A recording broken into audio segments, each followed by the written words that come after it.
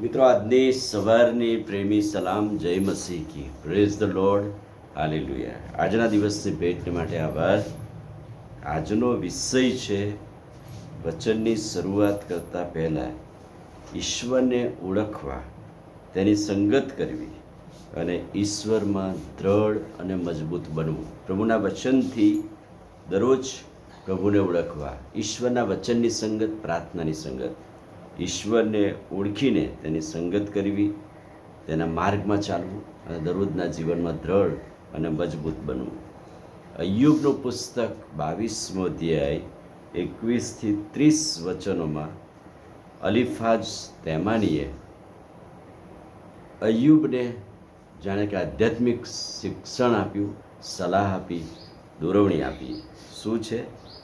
ઈશ્વરને ઓળખ અને તેની સંગત કર, તેથી તું શાંતિમાં રહીશ અને તારું ભલું થશે. 100% અય્યુબ પ્રભુમાં હતા અને મુશ્કેલીઓ તકલીફોમાં ઘણા બધા લોકો સલાહ આપે, એમ એના મિત્રો એને સલાહ આપતા હતા. અને એમાંનો એક મિત્ર અલીફાઝ તેમાની, તે શું કહે છે?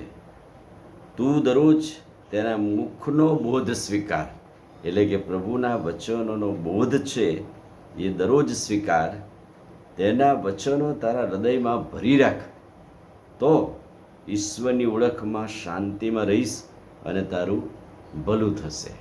એટલે આ વચનથી આપણને ઉત્તેજન મળે છે કે દરરોજના જીવનમાં પ્રભુના વચનોમાં દ્રઢ અને મજબૂત બનવું. બીજી વાત શું કહે છે?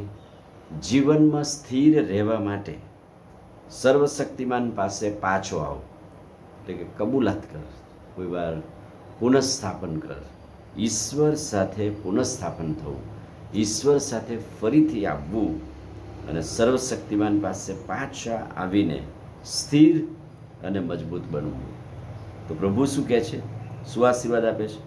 તંબુઓમાંથી તને આશીર્વાદ પ્રભુ આપશે.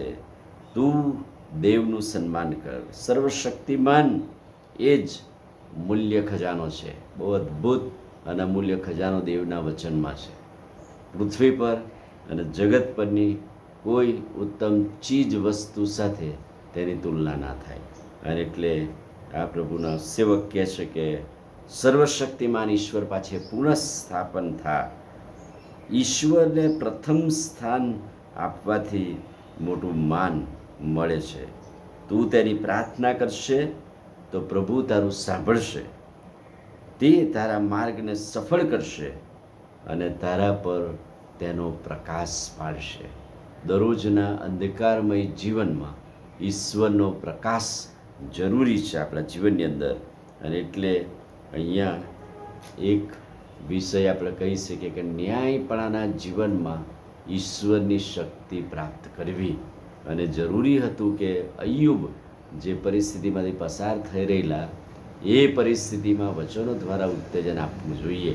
અને કેટલી બધી વાર આપણે, ઘણા બધા લોકો દુઃખ, સંકટ, મુશ્કેલીઓ બહુ જ નીચા હોય છે, એને આપણે દેવના વચનોથી ઉત્તેજન આપીએ છીએ. ઘણી બધી વાર કહેવું સહેલું છે, પણ અમલમાં લેવું બહુ અઘરું છે. ઈશ્વરને ઓળખવા, તેની સંગત કરવી, તેને માન આપવું, પુનઃસ્થાપિત થવું, તો એનાથી જીવનમાં શાંતિ અને ભલું રહેશે. ઈશ્વરનો બોધ, પ્રભુનું વચન દરરોજ સ્વીકારવું, ઈશ્વરના વચન હૃદયમાં રાખી મૂકવા અને ઈશ્વરના વચનમાં દરરોજ દ્રઢ ને મજબૂત થવાથી પ્રાર્થના અને દેવના વચનો, આ વાતોમાં દ્રઢ ને મજબૂત બનીએ તો પ્રભુ આપણને આશીર્વાદ આપે છે. આમીન. પ્રાર્થના કરી. વાલા પ્રભુ, આજના ખાતરીદાયક ઉત્તમ વચનને માટે આભાર. તમારા વચનમાં ને તમારી સંગતમાં રહેવાથી મોટો આશીર્વાદ તમે આપ્યો છે, એ માટે આભાર. આજનો દિવસ આશીષિત કરો ને એવા બોજ નીચે દબાયેલા લોકો, મુશ્કેલીઓ, માંદગી નીચે દબાયેલા લોકોને આજનું વચન શાંતિમય બને.